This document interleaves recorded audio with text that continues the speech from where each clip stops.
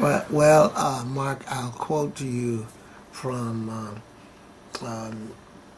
Mr. Cruz. Cruz said, Harold Cruz, in his book Crisis of the Negro Intellectual, it's not that we are bought; it's that we're bought so cheaply, which is devastating.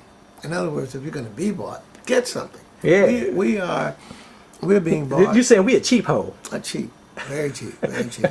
So now remember, please keep in mind. I think most of people I talk to just overlook the fact that we're not only talking about a mayoral election, we're talking about an aldermanic election. So you mix that with that. And I remember, there's no longer Daley, the man who used to carry most of the aldermen, the black aldermen, across the finish line, right? Yeah. With Troops and money and supporters, right? That's right. Now he's no longer there. It's a free-for-all. So it's a free-for-all.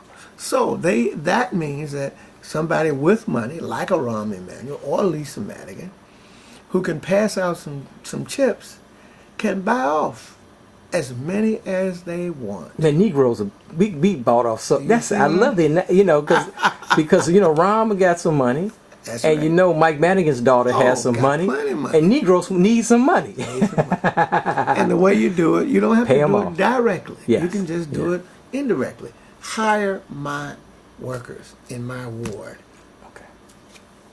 My hands are clean. I didn't take any money. Right. They just simply ran it through an organization. Wow. A some sort of unnamed organization. In spite of all of that trickery, get out the vote. Without the political, just being political, people should still vote.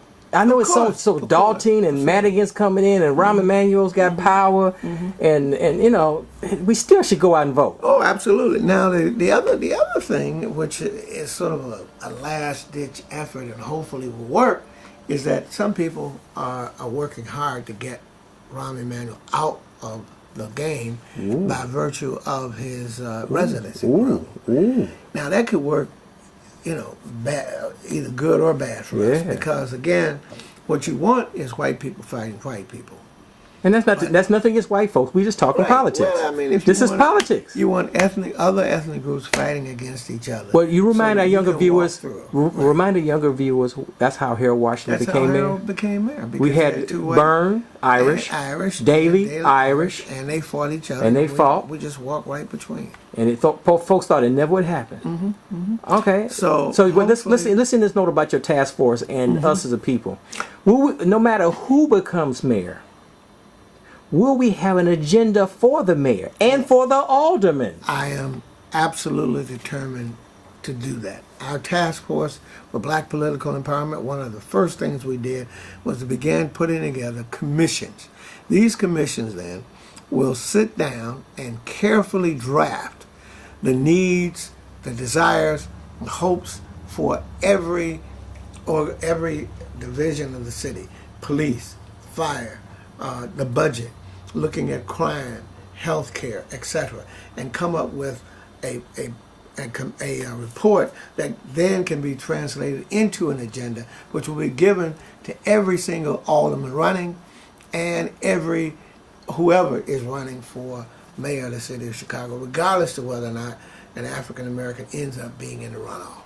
No matter who's mayor. Now, no matter who's the mayor. And that's what people understand. We have to have our own personal political agenda, and your task force will have their political agenda. Right. But I hope see this computer here in front of your desk. I know I'm a little old school. We all a little old school. Can we get some younger people to come on board to help us use this computer? These computers, because it's nice to go down the basement. Sure. But when I emailed, what I saw, had a couple of blurbs on the Facebook and the email. But a lot of folks ain't on the Facebook. They not on the email. They not on the YouTube. People don't even have cell phones. Some people have computers. I understand that, but there's a whole lot of us. We intend to employ young people. They use a computer. Yeah. They use all the technology, Facebook, MySpace, all that stuff, your space, all of it, because we need to communicate with our people. We need to let them understand that the tricks have already begun, even way back. Long before Daley even decided he wasn't going to run, the tricks were being put, and they're going to increase as time goes by. And as I said, given the fact that both alderman and mayor is up, you're going to see some buy-offs that you never see. Woo. It's on. Maybe I should have ran for alderman and I got paid off. Dr. Bob, I'm going to leave your institute here. We're going to leave Harold Washington and y'all can talk it out because, we got to remember, we got to vote. We got to vote. And then we got to be active after the election. That's right. We got to make sure that agenda that we put before all of them is carried out, or else we're going to have to put some heavy accountability on each one of those persons.